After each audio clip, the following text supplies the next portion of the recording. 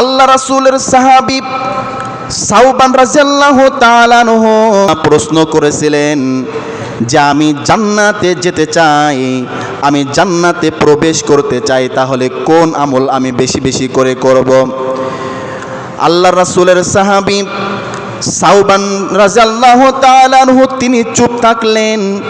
দ্বিতীয়বার আবারও প্রশ্ন করলেন, কি এমন আমল আছে যে আমলের কারণে আমি জান্নাতের ভেতরে প্রবেশ করব? এমন করে তিনবার প্রশ্ন করলেন। সর্বশেষ তিনি বললেন, আমিও আল্লাহ রাসূলের কাছে এমন প্রশ্ন করেছিলাম।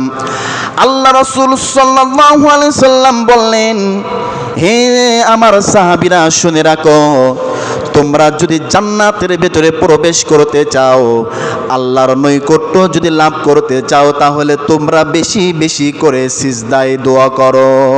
বেশি বেশি করে তোমরা সিজদারত হও, সিজদায় দোয়া করো, তাহলে আল্লাহ রাব্বুল আলামিন তোমাদের জান্নাত লাভ করাবেন এবং আল্লাহর মর্যাদাপূর্ণ বান্দা তোমরা হতে পারবে। সুবহানাল্লাহ।